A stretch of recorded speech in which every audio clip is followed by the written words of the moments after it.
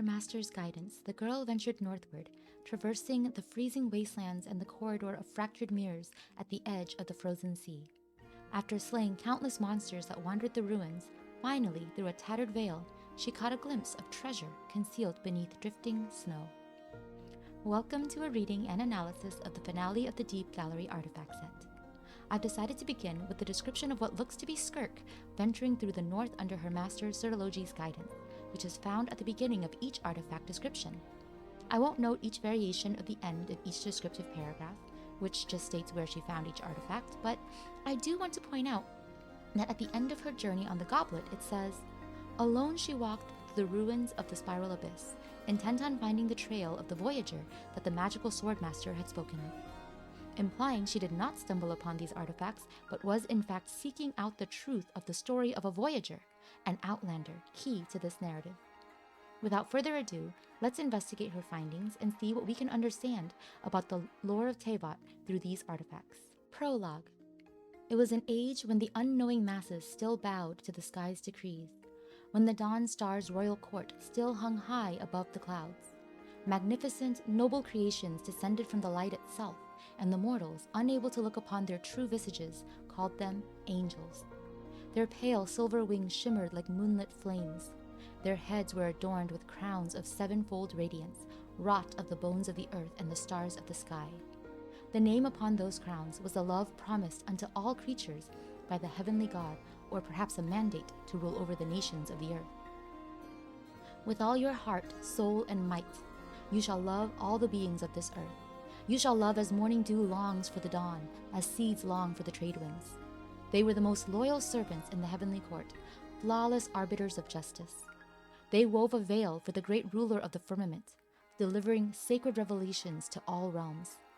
Such was the duty invested upon them at the moment of their creation, or so it should have been, until the first angel met an unnamed youth beneath the silver tree in the far north, and in those star-like pupils saw a reflection of herself she had never yet known. It was a love not inscribed by law, a freedom the skies would never permit. As her heart fluttered for reasons she could not know, the eternal star crown forged in love's name suddenly fractured, and casting it into the snow beneath the silver tree, the Dawn Maiden made her faithful vow. "Come now, come, let us recast these absurd laws with bone and nourish the barren north with blood. Let us build a city and a tower that soars up to the clouds, that the people of the earth need weep bitter tears no longer. I cast this useless crown into the dust, that all earthly nations may breathe free of their shackles."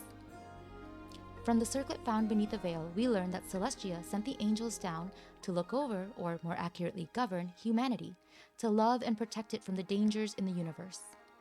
It is confirmed that the angels maintained the firmament, or false sky, and even wove in the constellations, guiding humanity on its proper path. That is, until the first angel met an unnamed youth and fell in love with him, forsaking her duties, casting her crown into the dust, and sending humanity off the path laid down for it by the heavenly principles. This is a story of love and freedom, but not in the way you might expect, because this is also a story of revenge and rebellion. Chapter 1. Long before the scions of the far north had woven their sweet dreams of submergence, a Voyager whose sentient will traversed the cosmos once made a vow of reunion with a lord of dragons who had yet to fall into darkness. This passerby was a scribe drifting through the vast void, duty-bound never to communicate with primordial civilizations. As her undying body slumbered away within a distant celestial disk construct, her mind had drifted through an empty expanse spanning many light years, charting countless peoples and civilizations fated to perish, pondering the ultimate truths of the cosmos in that eternal darkness. Until a faint glimmer pierced her awareness, jolting the Voyager from tenfold millennia of meditation. It came from an unremarkable little world at the edge of the spiral arm, and from the primeval dragon that had been born alongside that world. Though death would one day bring an endless night, and the sun it gazed upon was but a fleeting ember, this will, bound though it was to its planetary crust, shone more brilliantly than all the civilizations the Voyager had ever seen. Unable to suppress the wonder and sorrow welling up from within, she delivered a solemn pronouncement unto its ruler. I have seen the lightless end, tearing through star clusters like a spindle among silken threads. I have seen how the cold tide of chaos drowns out all songs, so that good and evil alike vanish into silence. And yet, my kind, gentle king, will you still refuse to abandon your people? Forsake this world fated for ruin, and journey with me beyond the stars. Yet thus did the proud dragon reply, O friend from a distant world, I thank you for imparting these truths from beyond the skies. But though in your eyes they may seem ignorant creatures, to me they are the very meaning of this universe. If the tide of oblivion must come, then let my bones be the bulwark that shields this realm. Bear witness to the path I have chosen, for I shall lead my people onward to the stars. But when the Voyager returned once more, the world she remembered had been utterly changed. The bones of the earth had been bound beneath fourfold shackles, and the soft white radiance of the sky had been split into 7 immutable hues. Like drifting smoke had the Lord of Dragons vanished, and the Winged One's throne now ruled the radiance of the 3 moons.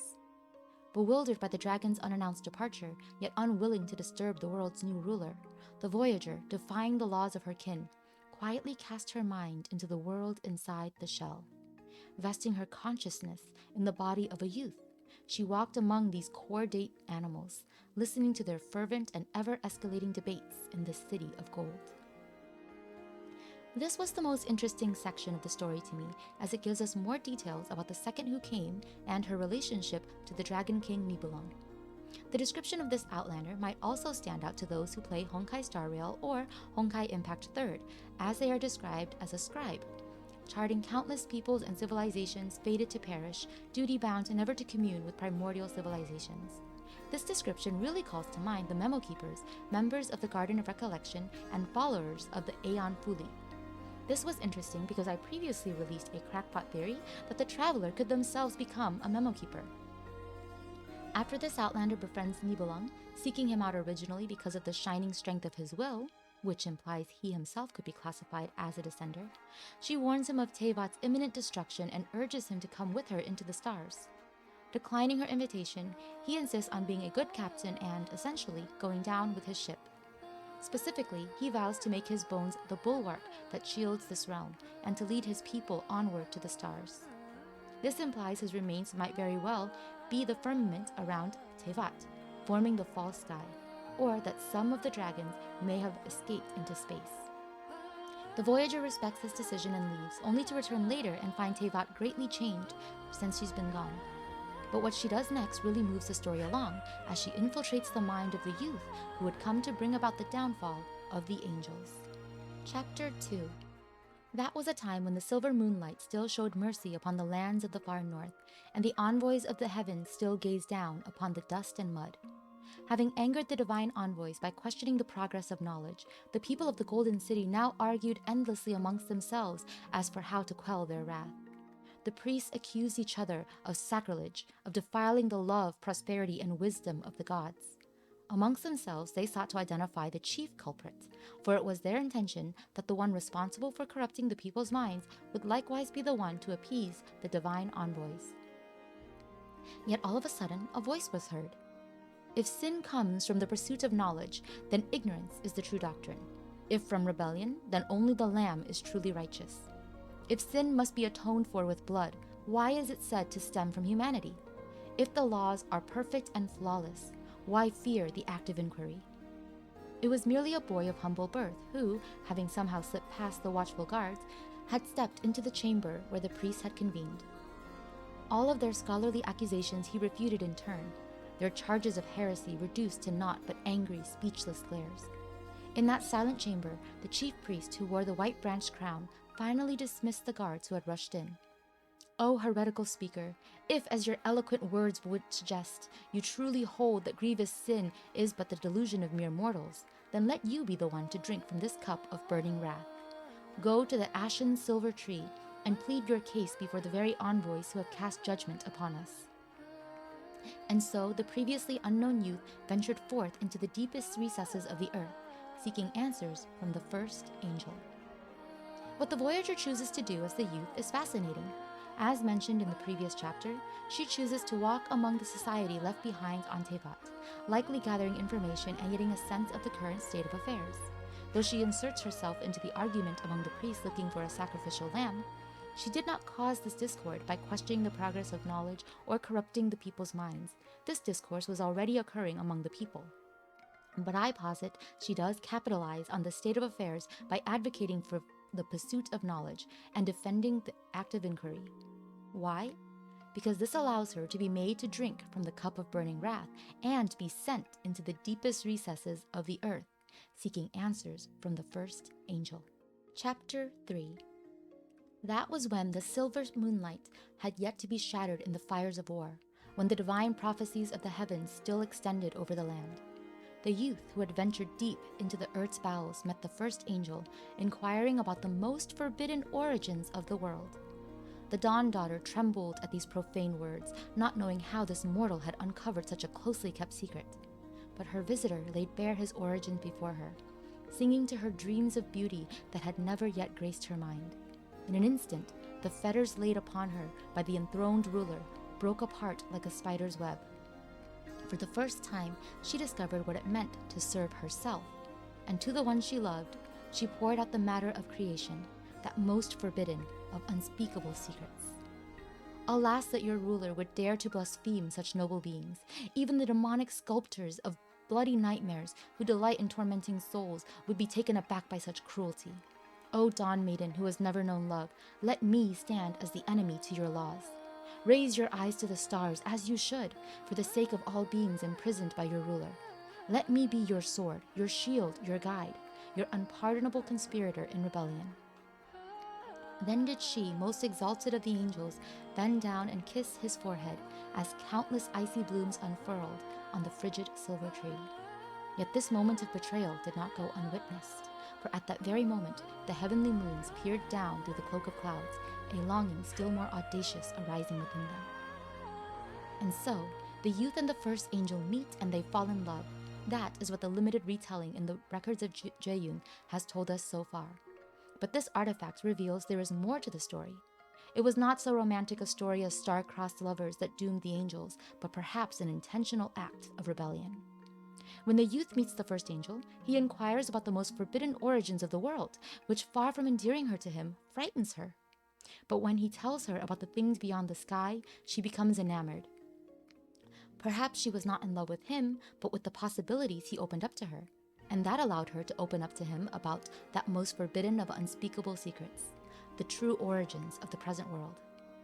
The words the youth speaks to her in turn are not words of love, but a call to rebellion, a promise to be her sword, her shield, her guide, her unpardonable conspirator. And so, the two lovers betrayed the heavenly principles. Epilogue. That was an era now lost to memory, when the city of the far north glittered like golden threads over the frozen wastelands, and the furnaces of the deep galleries thundered day and night, turning to forbidden methods. Artisans forged countless fey spirits upon the bones of giant beasts. Having spun fallen frost moon light into flawless flesh and blood, they clad it to forms once frail and weak. Such authority to create was once the Lord of the Firmament's divine prerogative, yet it was handed to mortals by the rebellious envoy, who dreamed that one day these little creatures might create a perfect being that could merge with the world. Within the deep galleries, which still stood intact, the first angel whispered sweet dreams of the coming dawn to her companion. I see a time when the earthly nations will yearn no longer for heavenly mercy. The cities they build will rise up to the clouds, higher even than the throne and the stars. I see humans sharing the vast sky with the gods they once revered.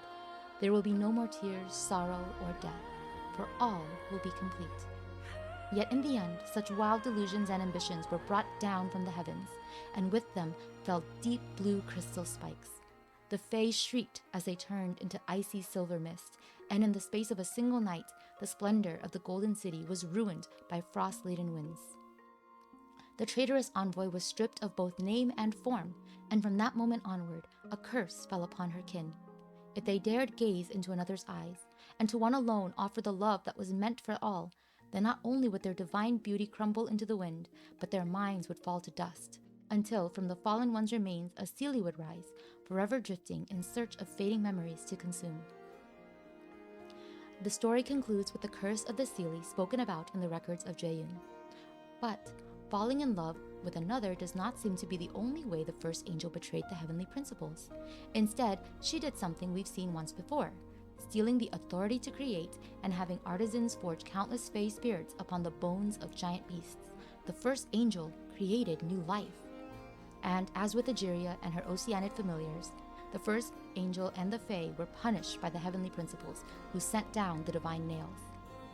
And what happened to the youth, the outlander, who seduced the first angel and ignited a rebellion?